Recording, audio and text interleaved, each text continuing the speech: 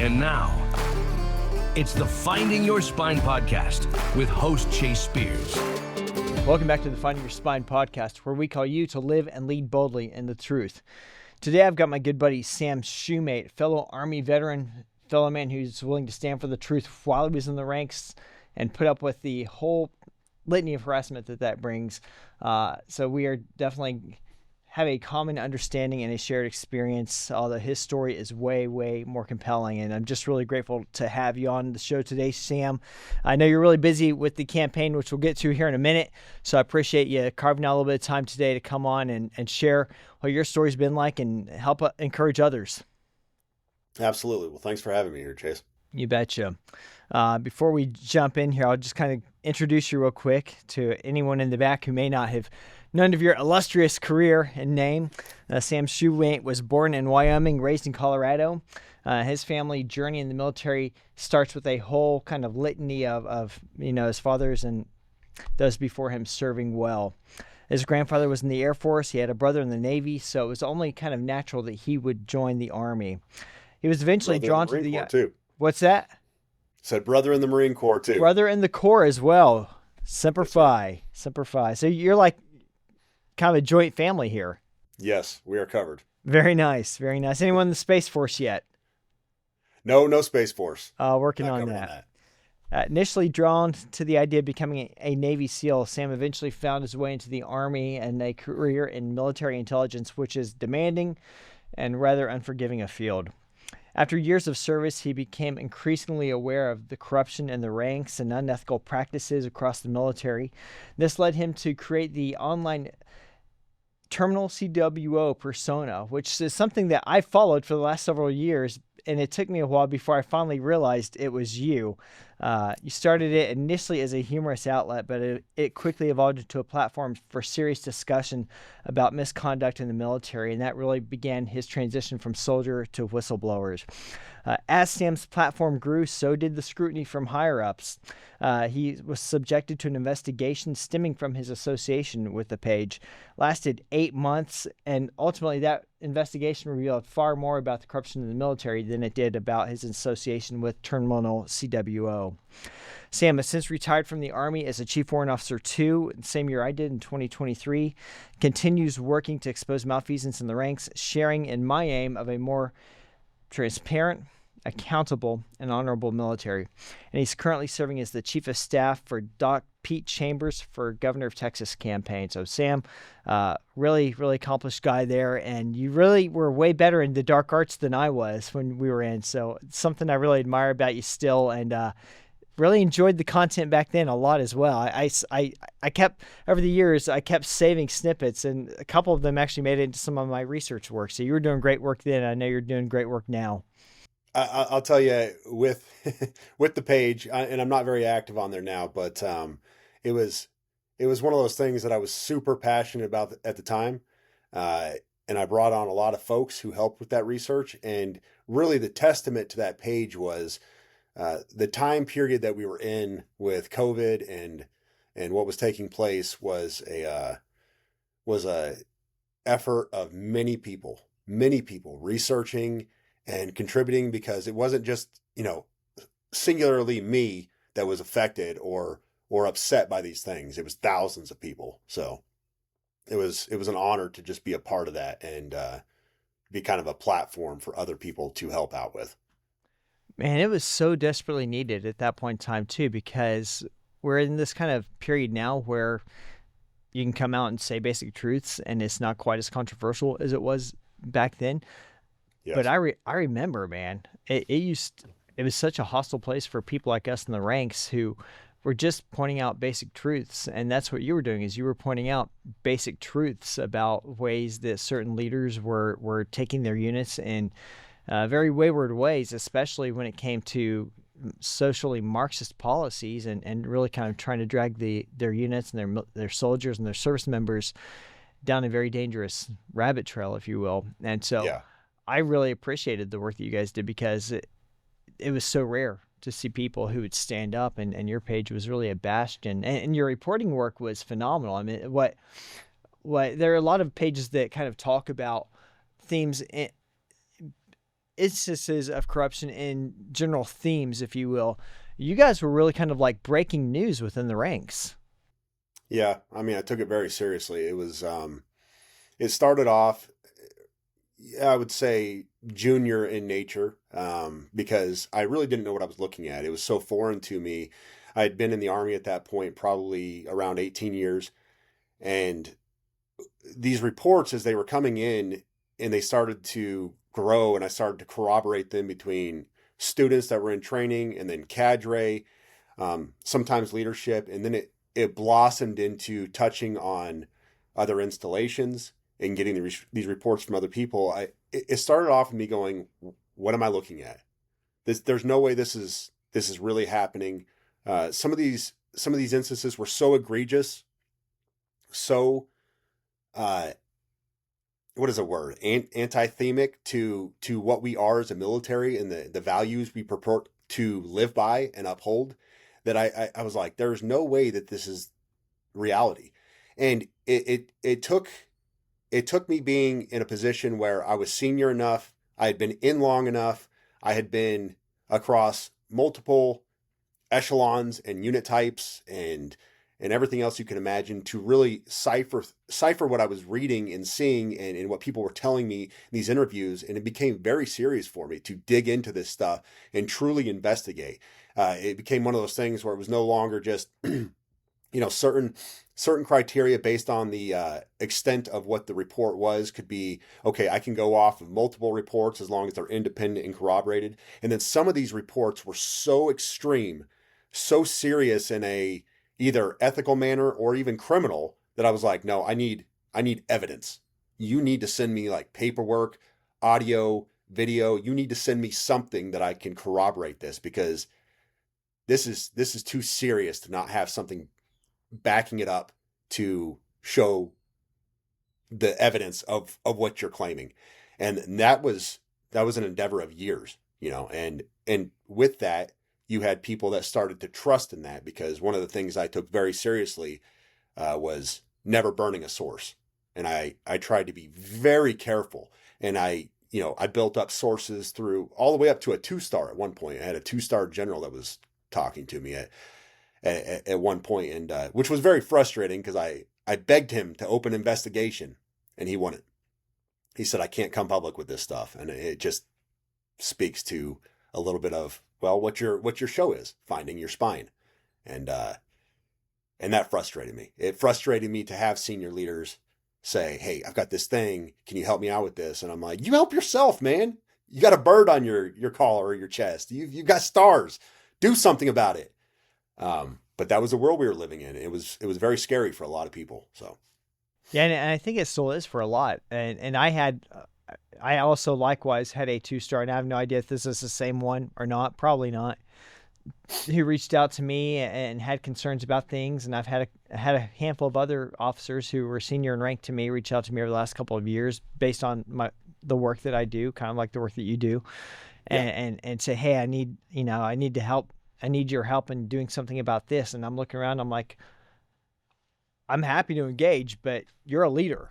You actually have, levers of power within the institution to do something about this.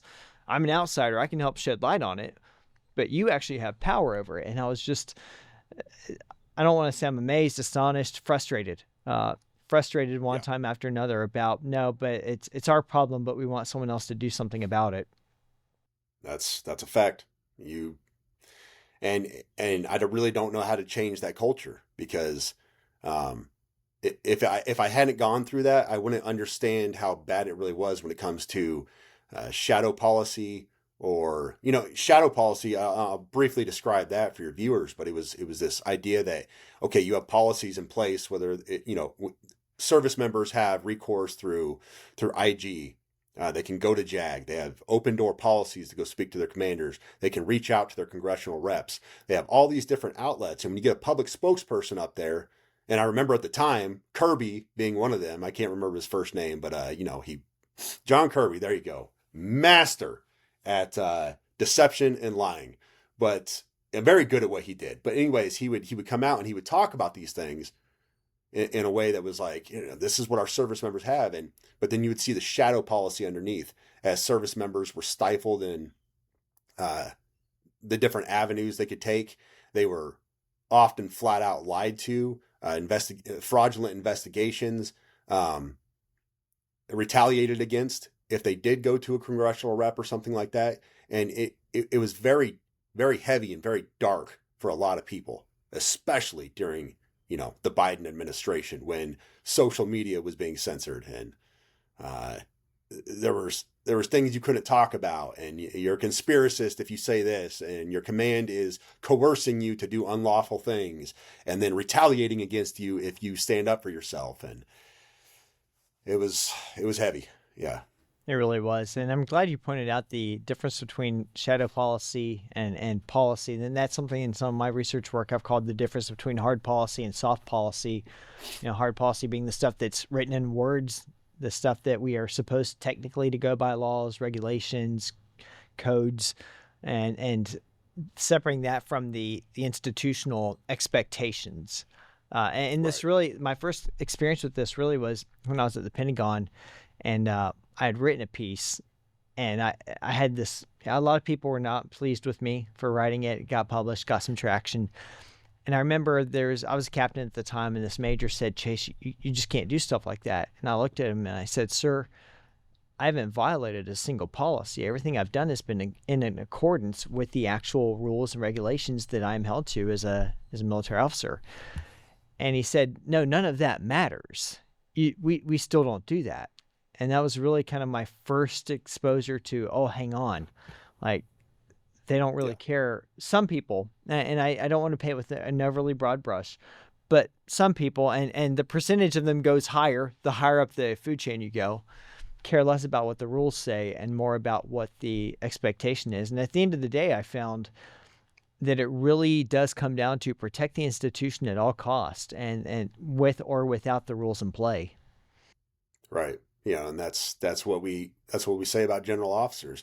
Those folks who make it into the flag officer ranks, whether it's admiral or general, they get there for certain criteria. Number one amongst them is protecting the institution. And a close second, and maybe right there parallel, is protecting the flag officer ranks. So they are part of a elite club. They are made men, if you want to, mafia style, and their job is to protect the institution and protect the ranks at all costs, ranks being flag officer ranks. And then after that, it's what can they do for the defense industry? And that's really how they get there. They earn their way up by being an asset for the defense industry that lobbies Congress, and then the Senate chooses those flag officers, and it just goes round and around and around in a cycle. But number one amongst them is to protect the institution. And so is it to take care of those service members? Is it to make sure that the Constitution is upheld? Is it no. All of those things are a byproduct of protecting the institution. All of those things come first. So if you stand in the way of that, they will crush you. And that is why you and I have been so paramount, and many others out there, in exposing this stuff and shedding a light on it. Because without that spotlight from the public, nobody would know about this stuff. And those people who raised their right hand to serve would be trampled on and buried underneath. So, Sam, there's this point in time, it was a couple of years ago. This memory just comes back up with what you said. I was at an event, and there was a 2-star general there, and I had just got out of the Army, so I was free and clear and a full American citizen again. And I'm standing near this 2-star, listening to him have a discussion with some local lawmakers, and they're talking about their concerns with some of the leftward cultural drift in the military that they've seen, and they're asking him point blank about it. And of course, there are no cameras around, there are no recording devices. He's there among a friendly audience, a small group. And he openly admitted, he said, "Yeah, it's a problem and it concerns me too, but I can't speak up about it. I can't do anything about it." And I'm sitting there thinking to myself, you're a 2-star general. If Right. not you, who can? And so I had some subsequent conversations with different people, just trying to process that and trying to make sense of it because it just was not clicking with me. And someone who had a lot of exposure to the general officer ranks in his career, he said, Chase, here's how it works. Yes, you can challenge these guys and say, what do you have to lose? You're a general. What are they going to do? Retire you? He said, but it's deeper than that. Because after retirement, he said, there is still the club of now retired generals. And these are the ones who are given board seats, and these are the ones who are given high-paying jobs at different industries, and these are the ones who still get invited out to all the events because they still have their titles, and they're still read in and given briefings about what's happening, and there's still a sense of social importance to them, even though they no longer wear the uniform. And he said, if you rock the boat, you don't get invited to that club after you leave. And he said, it's not just about the status they have now, it's about the status they intend to keep the rest of their lives. And in some ways, I understood a little bit more the practical element, but it still offends my senses to think, then why did you swear an oath to the Constitution? And of course, we know the answer to that question, and it answers itself. But it frustrates me because it's left guys like you and guys like me and guys like several of the people who have been in the seat next to me or who have joined virtually, people of a much lower rank who have a lot more to lose to carry that water. And as a matter of fact, the 1 2-star that I was interacting with a couple of years ago, I pushed him on that. I said, hey, man, here's the deal. Not a one of your people have done anything to help in this fight. You've left it to every one of people like us who have everything to lose. You've got nothing to lose, except maybe you won't get invited to this particular job after retirement, but you're still going to do just fine. And I told him, I said, if you share these concerns, it's time for y'all to stand up. I'm still waiting. Yeah. And we all know it too. I mean, I know you know this incident, and so we'll both be very careful with how we discuss this. But that 4-star general, what was his name, Rainey, who was speaking at Leavenworth a couple years ago, and he made the comments, and I'm paraphrasing here. I don't have it verbatim, but we released the audio on it because the audio was sent to us. He said something to the effect of,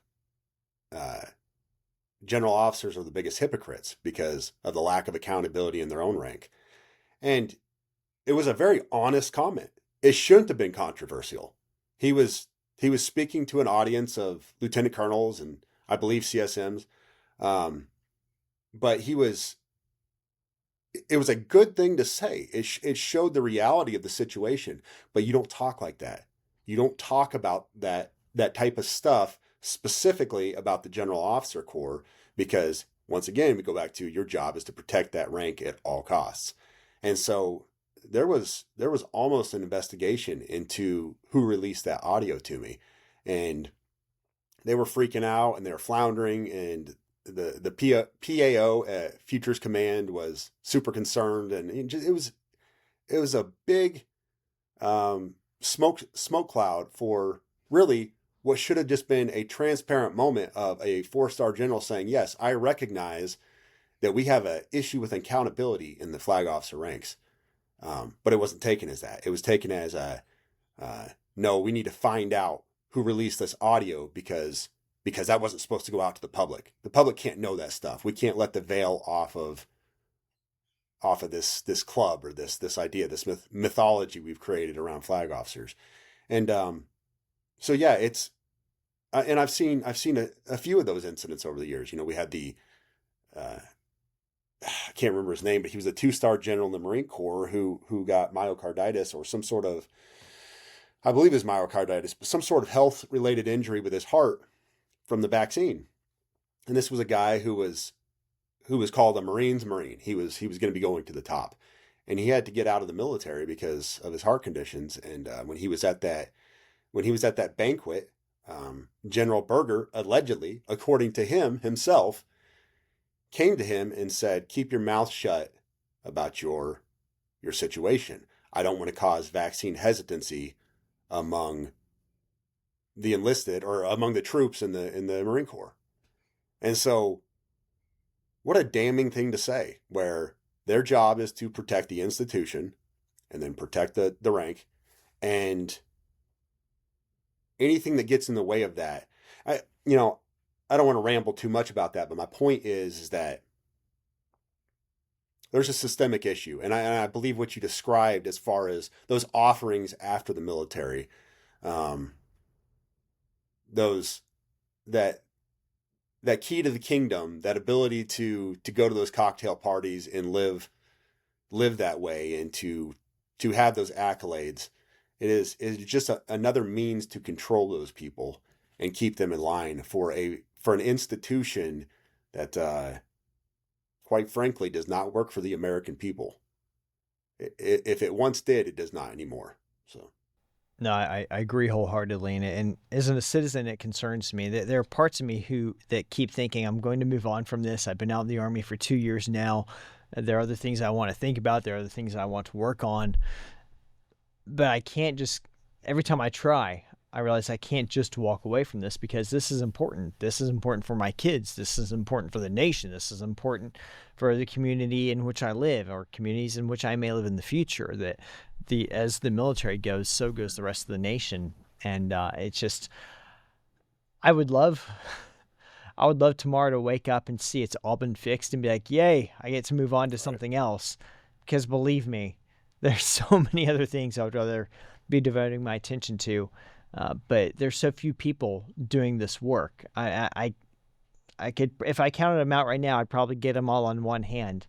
The people who are seriously, earnestly, publicly working on this topic. And I feel like I'm sometimes shouting into a tornadic wind, trying to get someone, 10 feet away. Just look this direction. This needs your attention. That if you could just get enough people looking and writing letters to congressmen and showing up to committee hearings, that maybe you could in some way kind of help the brass to understand there's still an accountability function to the public, because they've lost any semblance of that in our time.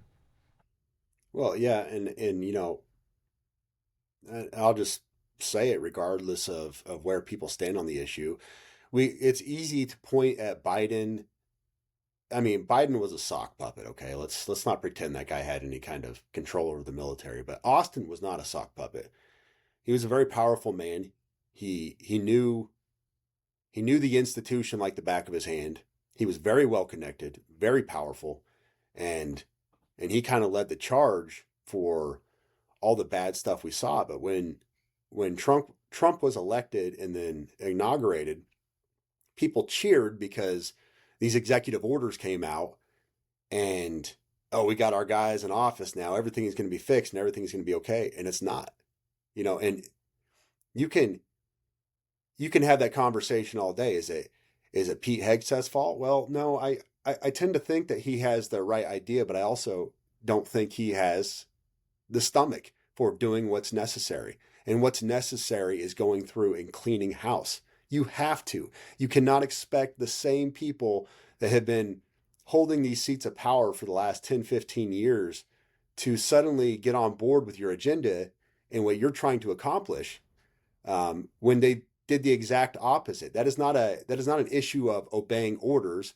That was an ideological issue where they pushed through Marxist, communist ideology into the ranks at every level.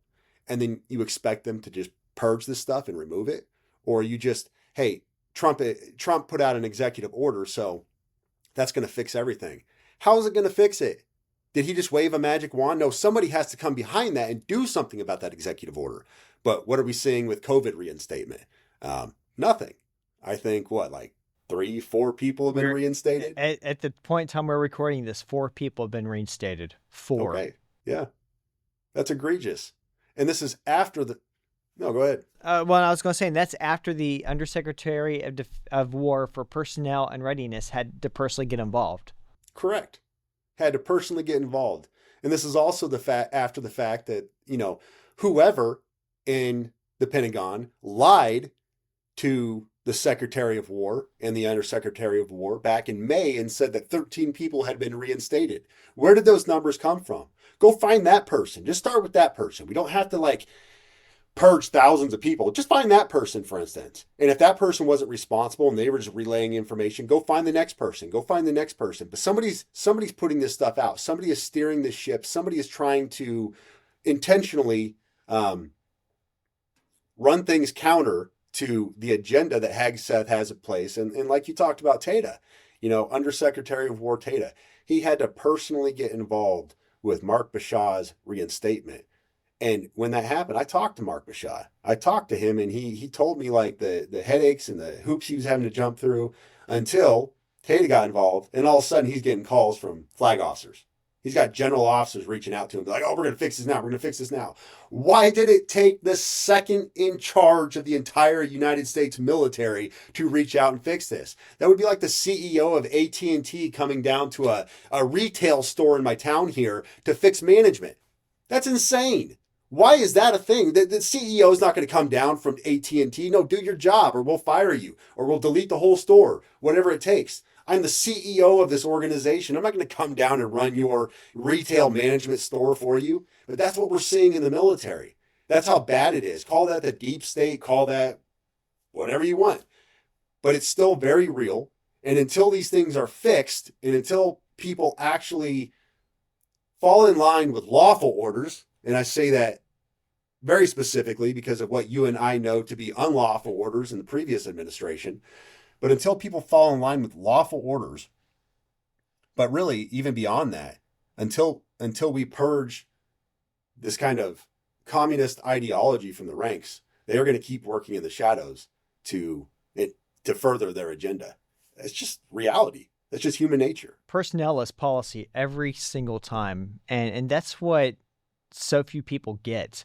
Because, like, for instance, we elected President Trump, and then he nominated Secretary of War Pete Hegseth to come into the Pentagon. And when you think about the number of people who actually have to go through congressional confirmation, so every service secretary and then every deputy service secretary and a couple of the undersecretaries of war and a handful of officials. So probably maybe being generous, maybe 15 total have to go through the Senate to be confirmed for, and by with Senate confirmation comes a certain amount of power and gravity with that position to be able to do things. But when you're in an institution made up of millions, like the Department of War is the biggest institution in the world, period. And the management class is at the high level management classes in the tens of thousands. And so when you have maybe 15 people who are Senate confirmed working within a management class of thousands upon thousands who are completely committed to opposing that worldview, who are completely opposed to the idea of military reformation, who are completely opposed to the idea of making the COVID wrongs right, because then they would have to admit a moral culpability on their part, and they'd rather die than admit they were wrong, which is crazy because if you admit you're wrong, people want to forgive. Troops want to forgive and move on. Just admit you're wrong and let's make it right. But they won't even want to do that. And so the same thing goes at FBI, CIA. I mean, at these agencies, you've got just a couple of people who are presidentially appointed, Senate confirmed, and then they're coming into an organization of thousands upon thousands of people who literally hate them and hate what they represent. Will do everything they can to slow walk, to obfuscate, to block, and to frustrate, because in their opinion, hey, we can just wait them out. We can just slow walk this. Hey, we can. In the Department of War's case, when it comes to code reinstatements, we can just release a policy saying that now we're looking into it and not actually have to do anything. But then we can back brief the boss. Hey, we did something. We wrote a new memorandum, and the Secretary of War doesn't have time. That's a big job. He doesn't have time to come back, of course, and double check things, right? Which is why I've argued, and I still argue, he needs to bring in about a division worth of people highly empowered and deputized to enact his will, and I hope he will. I've yet to see it, but if we're if we're waiting on the system that requires Mr. Tata to get involved for every single reinstatement, that man could not live enough lifetimes to go through all of them. Nope, you're right.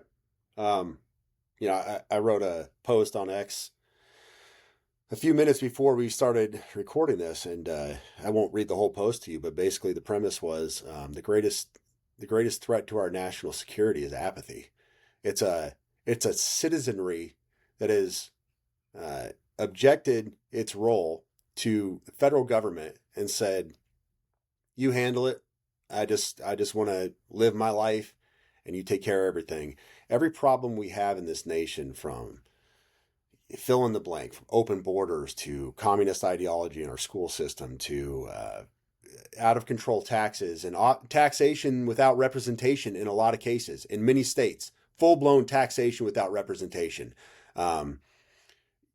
which falls into homeowner issues and so many things in this country. We have the big conversation right now is EBT and SNAP benefits, and what 42 million people are going to be affected by this, and that's crazy to me. Welfare used to be the exception, not the standard, and I hate the idea of a family in need starving because of this situation, but we've allowed it to get out of control. We've let illegal immigration get out of control. We've so many things. We've allowed elections to be stolen, and it's because of an apathetic citizenry. I'm guilty as well, but it's because its citizenry is so focused on bread and circuses that they've stopped caring about anything else that happens in the world, and they've allowed these people to take power, to rack up we're at $38 trillion in national debt now. And subsequently, they've allowed a military that is supposed to be a foreign combatant to adopt this ideology and this ever-growing mindset of DEI and inclusivity and transgender rights and social engineering and everything else, and said, defend me. Well, how long do you think those people are going to defend you? Yeah, we have laws in place, but I can tell you firsthand that during COVID, there was a growing volume of people who were saying, "I'll be the first one to throw you into a camp. Either take the shot, put on a mask, or man, just give me the word, and I'll go throw your ass in a camp right now, and we'll get you out of society." These were service members saying this kind of stuff across TikTok and Instagram and everywhere else. And there is this mindset in the military that the Constitution, not across the whole military. I would like to say, first of all, let me put a disclaimer on there. I still believe that the majority of the rank and file are just red-blooded Americans who want to serve their country. But I believe more and more people at the upper ranks, the upper echelon who actually controls what the military does and the orders that are given, are these individuals who think that there is a problem with the Constitution. There's a problem with the Second Amendment. There's a problem with your free speech rights. We've gone too far with these things. We need to put constraints on this. And the Constitution, that's an outdated document. We need to maybe take a look at this stuff. And they can't say that stuff out loud. But I always liken it back to that colonel in 2021 who told that room full of captains, who my friend was one of those captains, was in that room. He's telling a room full of company commanders at Fort Benning. He said, references to the Constitution are a dog whistle for white supremacy. And this is the mindset of not just a full-bird colonel, but so many others out there who liken the Constitution to racism and oppression and all of these nonsensical ideas that we've allowed the communists to push through our education system. And at the end of the day, if you think you're doing the right thing and you think you are standing up against an oppressive regime or tyrannical leaders or vile human beings, against Nazis, for instance, let's call white Christians Nazis for their beliefs, then you'll do these things not because you're an evil person, but because you think you're doing the right thing. And this is what they have been trying to ingrain in the military culture for years. And that gets to the heart of it. Like this argument that we're having has nothing to do with just trying to, make the military look like we want it to make. And a lot of people will say, well, what's wrong with having a military that's inclusive or throw in any of the other Marxist words. And what you're saying gets right to the heart of the problem, which is when you train people to hate the Constitution, how then can you expect them to defend it? When you train people that those who believe in the Constitution are themselves part of the problem, how can you expect the armed forces to defend them, to protect them? And this was why I was so forceful on outing people who came out and celebrated Charlie Kirk's assassination. Because if I'm looking at a military member, and there were hundreds of them online doing this, if I'm seeing a military member cheering the political assassination of a citizen and saying he deserved it, that's what people like him ought to get, how then can I, as a citizen, expect that you're going to defend me?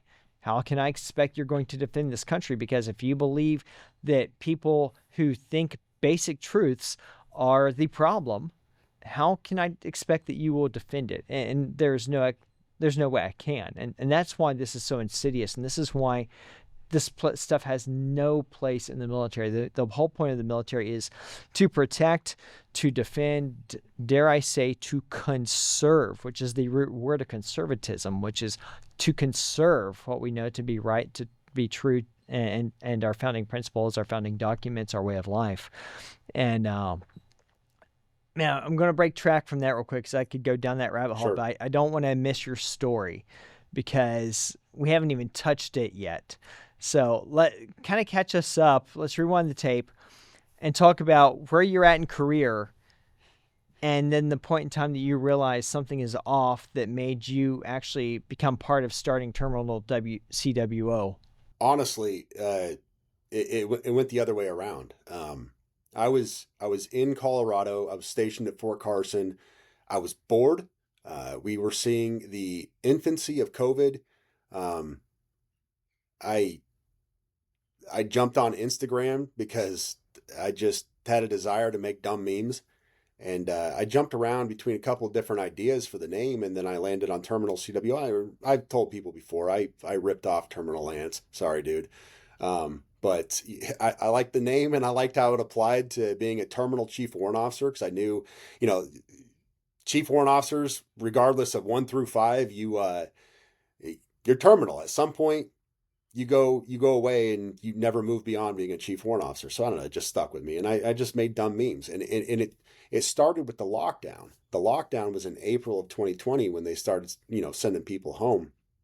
And being a chief warrant officer, 60% or more, but around 60% of our ranks are pilots in the Army.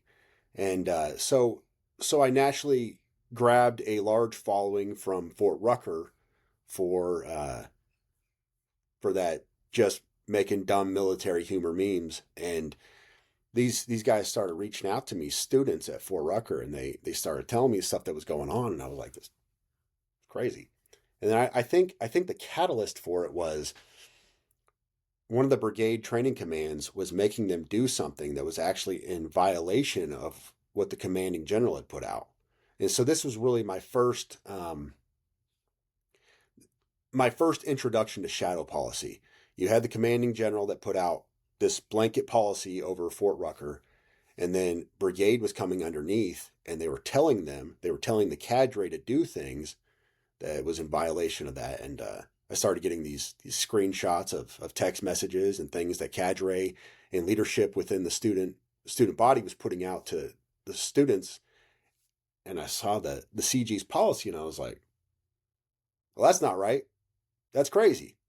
But then I found out that folks were getting retaliated against, and they were being punished, and all these different things were happening. I was like, this is kind of nuts. So I just, without a lot of research or anything else, I had the black and white of the two things, and I just started posting them.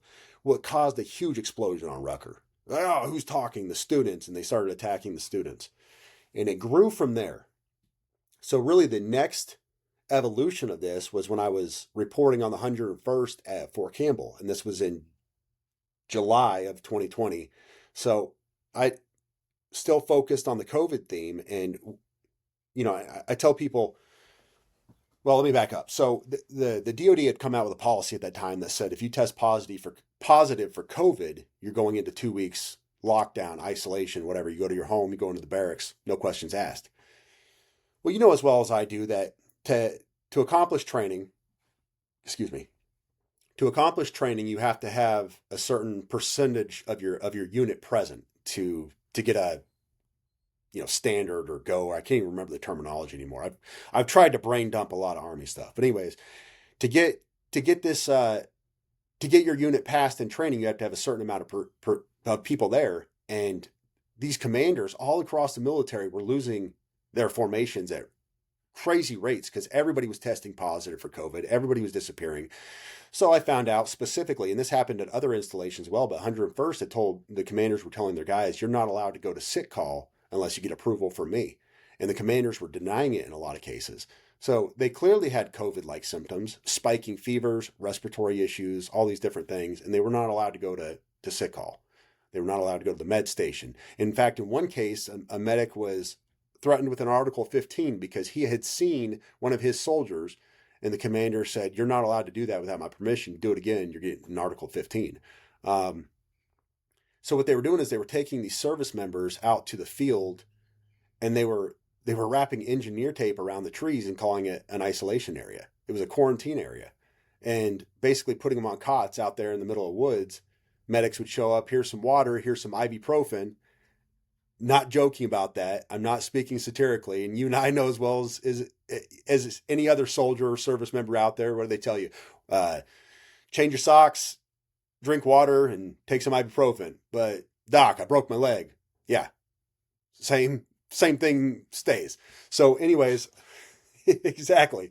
So that's what they were doing to these folks, and you had these spouses pages on Facebook that were going nuts, talking about what their husbands were going through. And the PAO of the 101st, a lieutenant colonel, and I went hard on him. A lot of satire, a lot of humor, and between doing stories, I was doing all these themes of satire, like similar to Babylon Bee type stuff, just snarky headlines and crazy stuff, and I was really throwing a lot of heat at him. And then Yahoo got involved. And, backing up, the PAO was lying to these spouses. I knew he was lying because I'd been in the military for a minute, and I was like, that's not how that works, dude. Like, you're full of crap. You're lying to them. This is more of that shadow policy crap. But then Yahoo News got involved. They reached out to me. I did a whole story with, I think his name was Sean Naylor. And that was the first inception into the legitimate media realm. And it kind of blossomed from there. And it followed from story to story. Obviously, I picked up all the COVID stuff, reporting on policy, law, federal regulations, drug regulations in the FDA, how that stuff works as it comes to, how can you call a drug interchangeable? There's a legal mechanism for that. That's not just a fancy word. That's a legal word, interchangeable. And what does that look like? And it has to be registered in the Purple Book, FDA's Purple Book first, and it has to have gone through a certain amount of years of study, and then it has to be a 1-for-1 swap for another drug. And so when that got applied to the COVID mandate, and they said the EUA and the FDA are interchangeable, I'm like, that's not a thing, dude. You can't do that. And so just putting out this information, putting out videos, reporting on this, and in between there, exposing corruption in the command elements, whether it was sexual assault that had been swept under the rug, or jet fuel that had like an egregious amount. Now, keep in mind, let me back up. So the Navy has a problem with jet fuel in their water. Every sailor knows this. Every ship they go out on, they're like, yeah, that's what we do. We drink jet fuel. But there's like a limit. There's a certain limit. And you had these aircraft carriers that were trying to get out of port, and they were literally just poisoning their sailors and then trying to cover it up there was one instance where the captain of the ship, who ended up becoming a 1-star admiral, was lying to her ship and saying the water's clean, and she had drinking a glass of water. They'd filled it up with Aquafina, and somebody sent me a video of them pressing the water fountain at this sludge coming out, and I was like, holy smokes. So I'd report on these things, Media would pick them up, they'd blow them up, they'd get retagged everywhere. And that was Terminal CWO for years. And a lot of people, like I said, in the background, researching, giving their own inputs, other people writing articles, other people doing stuff. It was an exhaustive time because I had so many folks after me. I had, at one point, the first time I had it happen, I had a CID agent reach out to me and said, "Hey, just so you know, our commanding general showed up to our office and he wanted us to open an investigation into you and find out who you are." And he said, we just laughed at him and we were like, we're not going to investigate a meme page. It's not going to happen. We're federal agents. But then over the course of time that I was doing this, I had 4 different CID agents from other installations tell me that their commanding generals were trying to find out who I was. I got to a point where I was so disgruntled, so upset, so incensed by the rampant corruption and failed leadership that I saw that I didn't care anymore. I stopped trying to hide. In fact, I tried to open an app at one point. I did open an app with some other folks, and to publish it on the Apple App Store, you had to either do it in your business name or your personal name. Well, I was going to do it in my personal name, but I opened a business license in my own name. And they were like, "Do you want to get an LLC to protect your name?" I was like, "No, I don't care. I just don't care. If they find out who I am, then let's go. Let's go. These are the people that are corrupt. These are the people that are breaking the law. These are the people that are ruining service members' life. If they want to find out who I am, go for it." And I joked about it on podcasts for years. I ran my own podcast for a long time, and I said, there's a really easy way to find out who I am. Really easy way. And I always thought it was humorous. So when they finally did come after me, and this was a group of service members that were both serving and retired, and they doxed me, they were so proud of themselves. They were so proud. They were like, "We got him. And this is the worst intel guy ever. And he couldn't even protect his identity." And I was just like, dude, I wasn't trying to protect my identity. You guys are retarded. I've been out there for years. This was, like I said on the podcast, there's a really easy way to find me. You guys are not some master sleuths. But we found out, and there was a lieutenant general that was behind the scenes who was conducting an illegal investigation. She was not part of my chain of command. She was working with these service members. She was going to the heads of counterintelligence and the heads of criminal investigation division and trying to label me as a foreign intelligence threat, as an insider threat, was really trying to have me thrown in jail. And so I didn't even know about this until they conducted a legal investigation on me for 8 months. So 3 Corps conducts this big investigation on me. Finds, basically they can't find anything on me that would pin me directly as the person who did this. But they said, say it with me, the preponderance of evidence. That's what we do in the military when we don't have anything else. We can go with preponderance of evidence and then give you a GOMAR, give you a general officer memorandum of reprimand. And so as I'm being read this stuff, I told somebody, and I won't mention who it was, but I said, I would really like to know who this Major Jose is. So in the course of all of this, they had gone after a guy named Jose something. He was a major. He was an IO officer. Turns out Major Jose was the guy who owned my home. I was renting, and he owned my home. So since my business license was attached to that home, they thought they had him. They thought they had the ringleader. This was the guy. He's the one who's at the center of all of this. And they opened an investigation into him too, which was kind of funny because he kicked me out of my house early. He came back and I had to get out of my lease 3 months early, which you can do if you're a service member. You can come back to your house. And I remember before I knew this, he was not very nice to me. And so looking back on that, I'm like, I'm sorry, dude. Sorry about that. I didn't know. But anyways, so I tell this to this guy, and he gets a hold of the full 15-6 investigation for me, completely unredacted. And that's when I realized, whoa, holy smokes.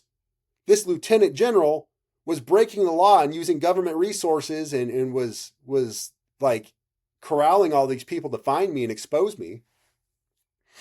Took it to Christina Wong at Breitbart. She said the same thing, a little bit more colorful language. Holy cow. And wrote up an article on it, and it exploded in the Army. So August 1st of 2023 was the day of my retirement. And I told Christina, don't post this article until I retire. So she posted on August 1st. I remember where like, I was the day that she posted it, because she was telling me, Yeah. you're going to love this next piece. I'm like, well, send it to me. She's like, wait for it. I was at Dollywood. Yeah. Dude, I was at Dollywood. Oh, really? She texted me. She's like, it's out now. Sent me the link, and I'm standing in line for a roller coaster at Dollywood reading it. And I'm just like, eyes about bugging out of my head when I'm seeing it. Yeah, it was crazy. And so 3 Corps Legal showed up to my command that day, and they went to my commander and they were like, show us his paperwork. He retired. This is the Army for you. They investigated me for 8 months and had no idea I was retiring. A year prior, in August, I had turned in a retirement packet. I got selected for CW3 in September or October of that year. And to get my orders, I had to decline it. So I had to turn in a declination of rank memo to 3 Corps to get my retirement packet. So I had already declined the rank. I got my orders. And the whole time I'm being investigated, as I'm going through the DD-214 process, all the paperwork process, I can't remember everything, but at any point, I was just waiting for him to stop me and be like, you can't retire. You're hanging out until we finish this. And I sailed through. I sailed through retirement and just did all my stuff. And so when I found out about all this stuff, I was like, just wait. And I was fully expecting them to bring me back on active duty and come after me. And I was like, bring it. You're going to bring a whistleblower who exposed you, who exposed the criminal conduct of this lieutenant general, the highest ranks of the Army, and you're going to bring me back to punish me? Bring it. I was prepared for a fight. And they didn't. And she was forced to retire eventually. She was on her way to a 4th star, and she ended up retiring, I don't know, sometime in the next year. But yeah, her career was over after that. And so they didn't know that I was retiring. And then they never filed my GOMAR. To this day, I still don't have a reprimand, which made me sad, because had I known that, I would have made a copy. I remember my commander asking me when he read me my GOMAR, he said, do you want to make a copy of this? And I said, no, I'll just get the copy when they issue it to me. I'll just print it out off my personnel file. It doesn't exist. They never filed the GOMAR. So I'm a little sad. I wanted to put that in a glass case. To try to go after you, they couldn't even get organized enough to do it well. It's kind of like the Three Stooges approach. Correct. And it was a FORSCOM wide investigation. My command at 3 Corps investigated me, but then they were investigating other folks that they thought were involved with this, and it was a FORSCOM wide investigation across the military. And the irony of all of this is it was all because of factual information that we had exposed on them. So it was just a massive retaliation. It was a massive retaliatory operation for those who had exposed what they were doing this entire time. That's it. That 3-star you're talking about, I know exactly who that is you're talking about, and it's out there in public. But yeah, that person, it was in no way surprising to me when I read that name in Christina Wrong's report, because I haven't personally worked with that person, but I know people who have. Poisonous is a kind word for I've heard. for that personality. And I remember when I was at Recruiting Command doing a short stint out there before I retired, she would come down and hold court, and people dreaded it because it was just this idea of, oh, while she's here, we all have to be in the office at all times, have to cancel our plans, have to be here on the weekends. And she had, at least during the time that I was there, anytime she was in the building, she had a vehicle on standby with a driver sitting in it with the engine running throughout the day, because if she wanted to go, she didn't want to have to wait on, she didn't want to go find her driver. She didn't want to have to wait on someone. And I just, every time I walked past that, I thought, yeah, that checks. That checks. Such a gross abuse of authority. I mean, that is, we could probably talk about it 100 different instances of what we both seen just with that incident alone, and say, yep, I've seen that over and over and over. And it's such a gross abuse of authority. It goes back to what I tell people. you sign up to serve your country, and you might have different motives in mind for college money or just a job. You don't want to go to college. You want an adventure, whatever the case is. But you don't expect to be abused by those who are given the authority over you and the responsibility to care for you. But that right there is a small abuse. It's an annoying, it's egregious, it's a perfumed princess type of behavior that we see too often in flag officer ranks. But then we see the gross abuse, the gross neglect and abuse of service members. And I mean, I did some stories over the years that were unconscionable to me. Like the service member who was having up to 3 seizures a day and was being attacked by his chain of command, and dude was on the verge of death. I mean, his buddies had found him in his room. One point he was stumbling around. He had defecated and pissed on himself. He was laying in his own mess, no idea where he was. And they reached out to me in a panic. And I just happened to see that message, and they were like, "Chief, like, we got this situation." And when I started digging into that and I saw what was going on, I was so overwhelmed with grief. I mean, grief. When I talked to this kid the first time, I was in Walmart. I remember exactly where I was. I was in Walmart. I was buying grapes. So at that center area, fresh produce area, and I was almost in tears because this kid who was on the verge of death, at this point, he had lost like 80 pounds or something. Didn't know, mind you, his rights as a service member, that he could have gone off post because he was so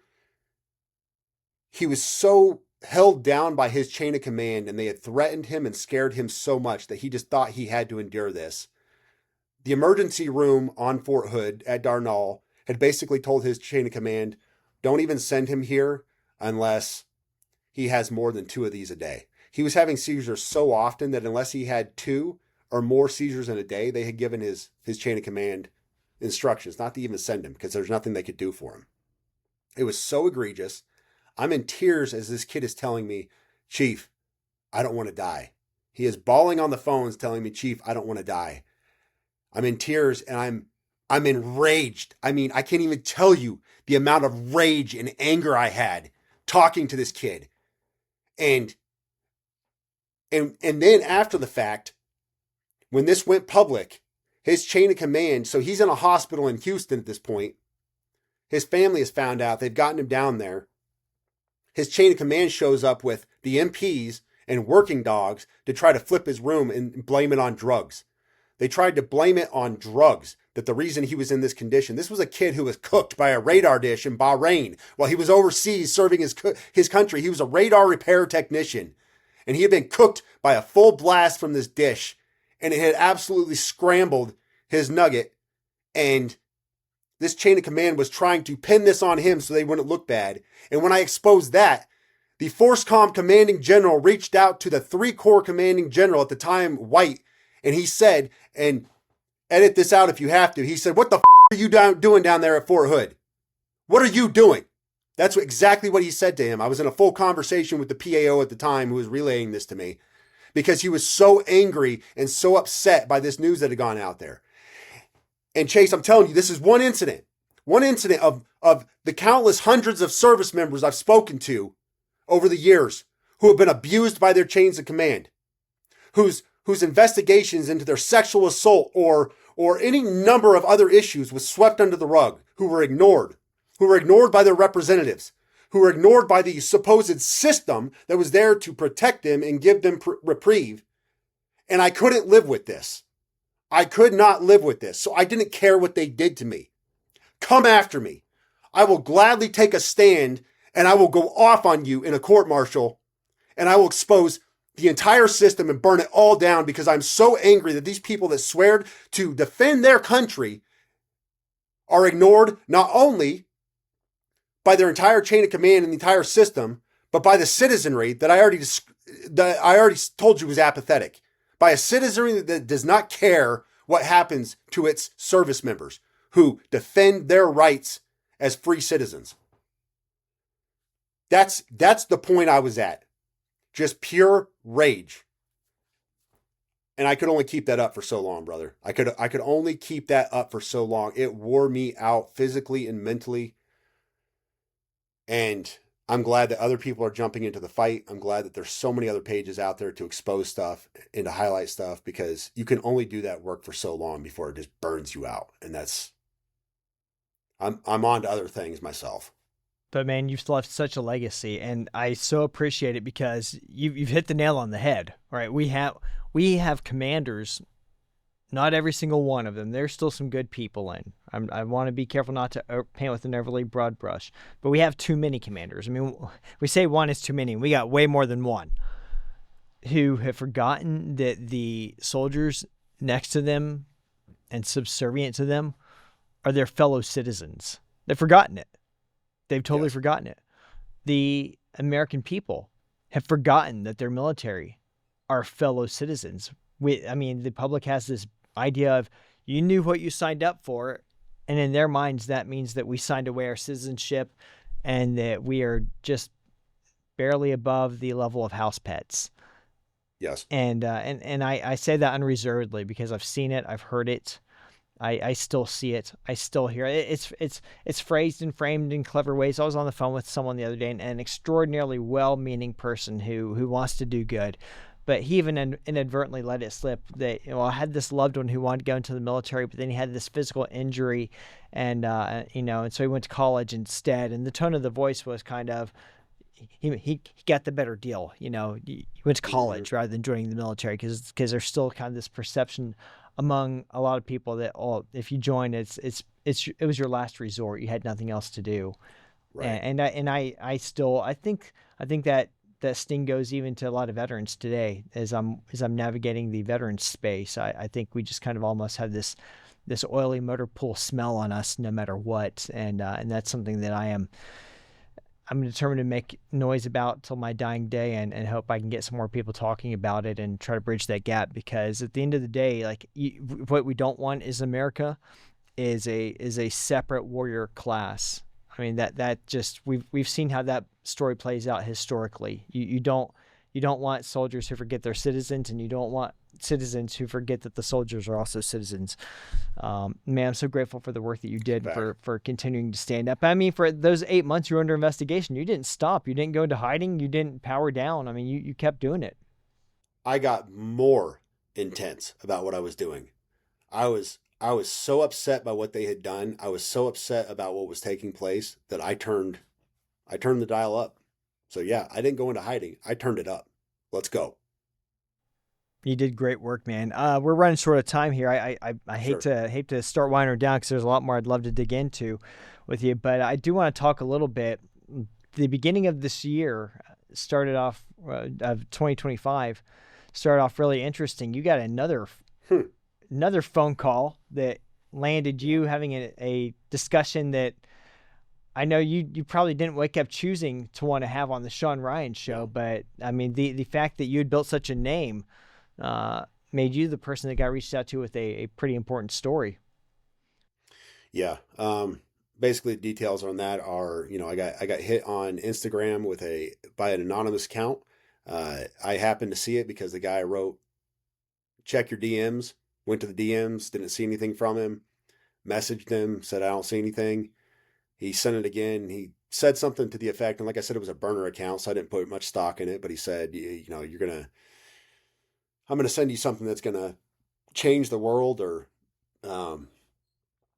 something to that effect. I don't remember exactly what it was, but I was, okay, all right. I get that a lot. Okay, at the time I had 54,000 followers there, and it was just like, dude, I see these messages all the time. Everybody that has a crisis, and you need to see this. This is really important. And okay, oftentimes your crisis is not the crisis you think it is. But I said, well, here's my email. Here's, it's in the bio. And he reaches out and makes initial contact. But he sends me his manifesto a couple days later. And this guy had reached out to me because apparently he had talked to me before. I was obviously very military centric, so I was a receiving point for a lot of stuff. And yeah, it was Matt Livelsberger, and sends me this manifesto that you can read how I replied to him. All of the emails are out there, but basically I said, I can't talk about this stuff, dude. There's no evidence here. There's nothing to substantiate this. This is, if I talk about this, I'm just another UFO talking point.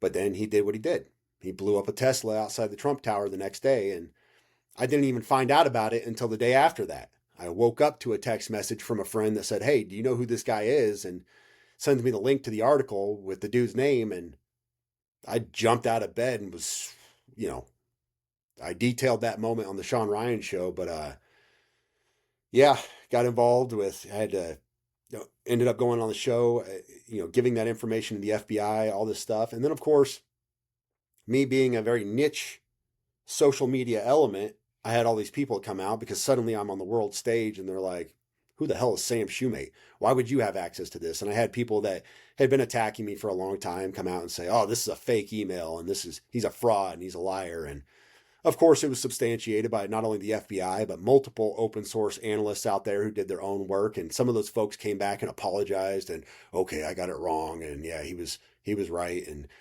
then when I talked about the man pads, those Iranian surface to air missiles that came across the border that we had handed the intel off to the Trump Secret Service team. I took a lot of shots for that as well. And then what do you know? 4 months later, one of those Secret Service agents writes a book about it, talking about how they were in fact transferring Trump back and forth from charter jets. And they didn't even know, the schedule that was going on in their own teams because they were trying to protect him because they had actionable intelligence for these Iranian man pads. And so both points I brought forward on that were substantiated, but it was a pretty awful way to start the year. It was not fun. It obviously projected me into another realm of notoriety, and I'm thankful for having more of a voice now to be able to focus on other issues and other things I'm working on, but still focus on military issues. But it was not a fun way to go about it. Very painful. Yeah, on one hand, when I saw your name just skyrocketing, I thought, good for him. He does such amazing work. It's good to see him getting recognized. And then my next thought was, holy cow. Like, I cannot even imagine what his nerves have got to be. I started to write you at one point in time, check in. I thought his DMs have got to be stacked hundreds. So I'm gonna give this about a week. Oof, hundreds, man, hundreds. And the worst part of it is I turned everything off. I turned off my social media, not the accounts, but just my notifications. And I am not going to check anything. I'm going to stay away from everything. Because at that point, within 24 hours, every big conservative name out there had reached out to me. You name it, they had reached out to me. Name a media outlet, they had reached out to me. They had called me. They had called my parents, my wife, my brother, my ex-wife. Everybody was getting calls. Hey, can we get Sam on? Can we get Sam on? And I was like, no, you can't. No, you cannot. And so I turned everything off. And then I had friends sending me stuff. And that was the worst because friends who had my personal contact were like, hey, have you seen this? And it was another video of some huckster on freaking YouTube or somewhere else sending me, or, making a video about how I had catfished Sean Ryan or I had lied or I was a fraud or something like this. And I told my friends, I said, stop sending me this crap. I'm trying to, I can't just put my phone away. I need to have it to talk to family members and stuff, but I'm trying to stay away from this. I actually had to block 2 of my longtime friends because they wouldn't stop. Well, hey, have you seen this one? Yeah, dude, I'm aware people are talking trash. Stop sending it to me. So, fortunately, I was validated. Everything came out fine. But, I had the nonsense for months after that. In fact, I had a guy, this is a funny one. I had a guy that was trolling me for probably like 6 months. I would post every once in a while and he would jump on there with some dumb post. So I was, don't ever feed the trolls. I fed him one day because I was like, whatever. I'm just going to be a jerk to this guy and talk trash to him. Well, he had written something about whatever happened to that alien invasion you said was going to happen. What?